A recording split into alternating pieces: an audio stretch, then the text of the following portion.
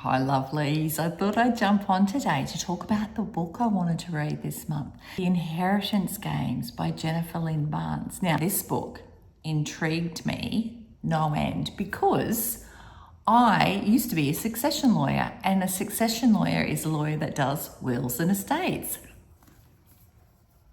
That's exactly what this book is about, lovelies. If you haven't heard about this book, then I'm just going to give you a brief overview. Avery has a plan, keep her head down, work hard for a better future. Then an eccentric billionaire dies, leaving her almost his entire fortune, and no one, least of all Avery, knows why. Love it, mate, love it. Yes, I am a succession lawyer in Australia, or I'm not currently, I'm not practicing at the moment. I'm on YouTube. I was dying to read this book because I wanted to read it from two perspectives. One from just a general reading perspective, but two from also from a legal perspective. But that's not why I went into it. I just wanted to read it from a reading perspective.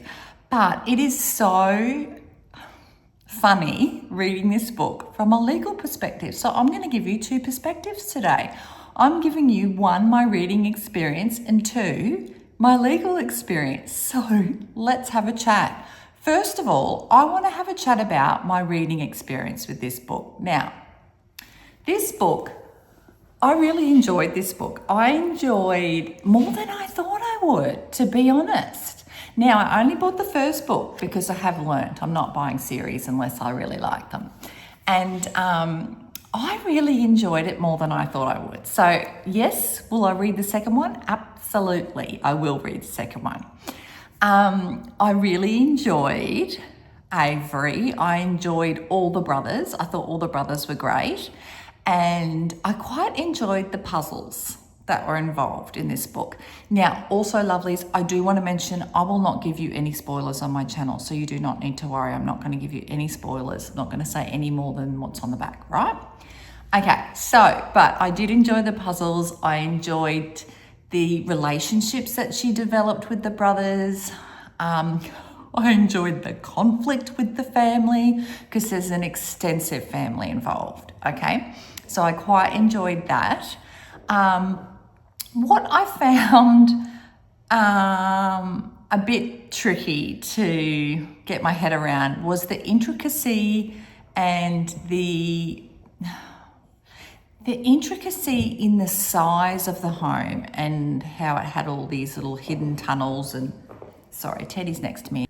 I just found it hard to get my head around the fact that this house was so extensive. Do you know what I mean? Like, it was a little bit unrealistic in that sense. And that was probably the only thing that I really didn't like, was the fact that it was a little bit unrealistic in the sense that the house just felt like it went on forever and ever, and with all these different little secret hidden passages. And I don't know, to me, that part of it felt a little bit unrealistic. There's this one part as well towards the end of the book that gets explained about a girl and her relationship with a couple of the brothers. If you've read it, you'll know what I mean. I found that a little bit irrelevant. Like, I get why it's there. I don't know whether it's relevant down the track, but I kind of found that a little bit irrelevant. Anyway, I was really intrigued, and I read this quite quickly because I found, actually, this is the first book I've read by Jennifer Lynn Barnes. I enjoyed her writing style as well, so I found it really easy to read, and I wanted to know what was happening. And you know, there was always different things popping up, and there was something else popping up. So there was never a point where I got bored in this book, which I really like as a reader. I think it's just over, what is it? I read it on my Kobo, so that's why my book's like in beautiful condition, because that's how I like my books. It's just under 400 pages. It didn't really feel super long, so that was good. But I will definitely read the second one. It was, yeah, like I said, it was just a little bit unrealistic that this, you know, random girl's left everything by a billionaire. But yeah, there was enough sort of, what do they call them? What do they call them? Like little eggs, not eggs, you know, like little golden nuggets, eggs. I don't know. along the way to keep you interested. So that was good too.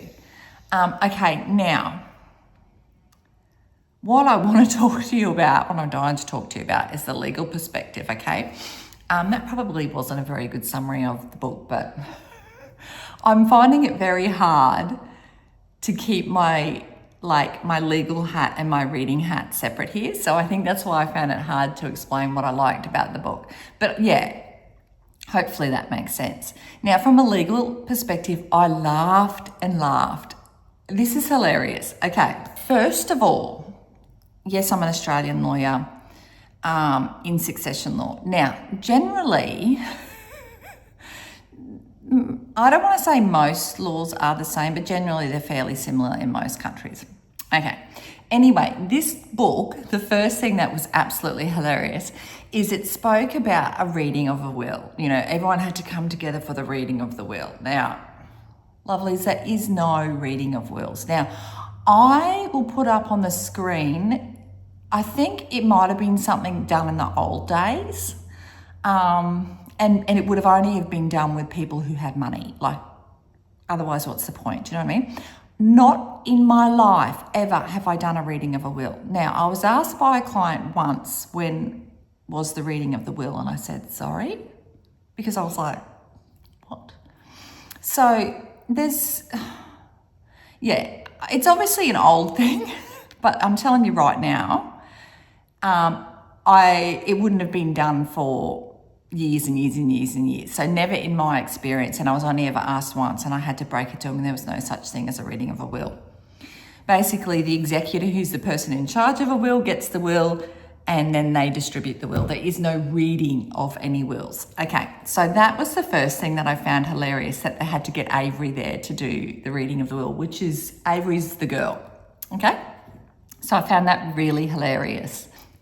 Meanwhile, totally get it from a story point of view because she's the important one. So I get why Jennifer did this, and that's fine. I'm not criticising Jennifer's writing at all, but I'm just telling you from a legal perspective, I had some laugh out loud moments. The second laugh out loud, actually, this was the best laugh out loud moment I've had in such a long time. So at one point in the book, during the reading of the will by the lawyer, he says, this is an ironclad will. I absolutely pissed myself laughing because I hate to tell you, lovelies, there's nothing legal, whether it's a will or a lease or a contract or whatever, that is ironclad. I'm just telling you right now. People can make claims on estates and wills all the time. That's what they do all the time. I'm telling you right now, if there's a ironclad legal document anywhere in the world, I'd like to see it. Plus, if they were ironclad, then for the other half of the day, like, so you spend half your day writing legal documents, the other half of the day you're going to have nothing to do. Because I'm telling you right now, what lawyers mostly do is spend time trying to get people to stop fighting over what's in a document. Do you know what I mean? That sort of thing. So anyway, not to bore you with legal stuff because it is boring, to be honest. Most of the main stuff, you know.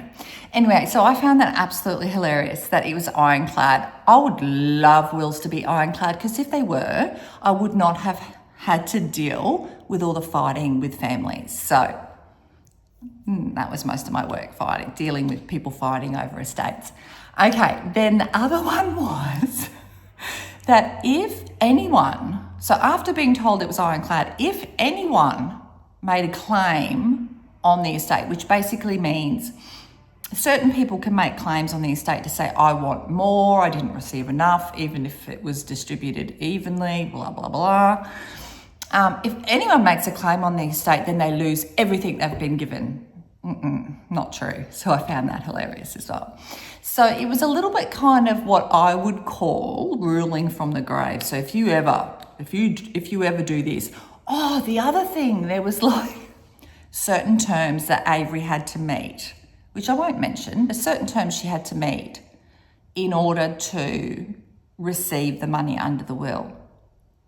The only term that I've really that would be enforced is someone has to be a certain age until they get that money.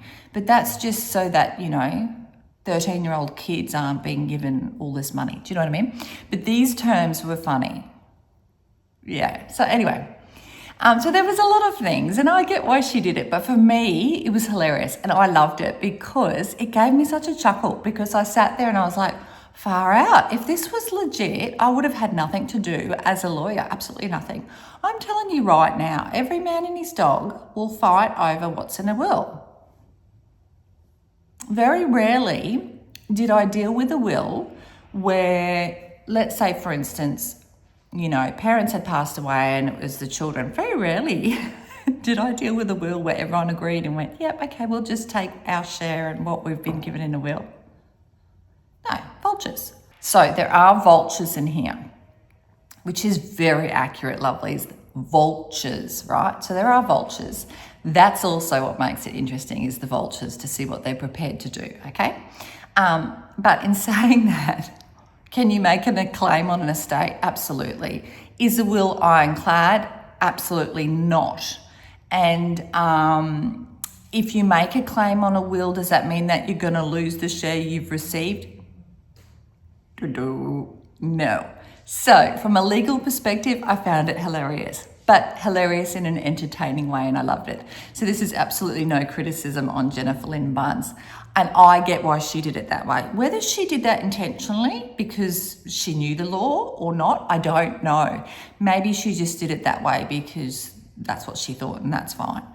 I still loved it from a legal perspective and from a reading perspective. Personally, I think I really loved it from a legal perspective. I think that's where I got most of my enjoyment out of this book.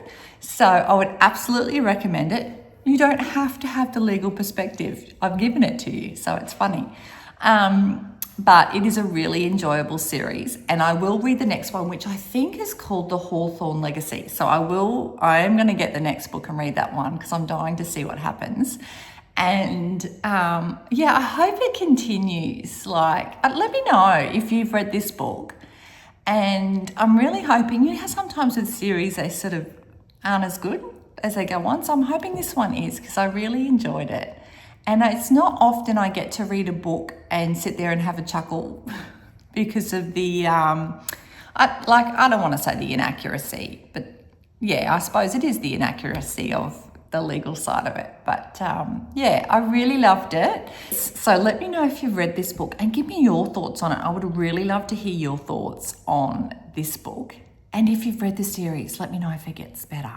Because I'm really hoping it does. And I'm hoping there's a little bit more legal stuff in the second part as well, because I just found that really funny and I loved reading it. So also comment below if there's any books that you know are similar to this in relation to a legal perspective, because I'd love to hear that, because I would really like to read that, because I think this is kind of I don't know, I just really enjoyed reading a book where there was succession law in it. Do you know what I mean? Not necessarily criminal stuff. I mean, I love the criminal stuff as well, don't get me wrong. But this stuff I know inside out. So I loved it. So let me know if there is another book or another series where there's succession law involved, because I would love to hear it, because I would really like to read more books like this. So anyway, lovelies, if you've had fun listening to me ramble on about the inheritance games and my thoughts as a reader as well as a lawyer, then give this video a big thumbs up. I'd love it if you could stick around and subscribe, and I look forward to seeing you in the next one. Bye.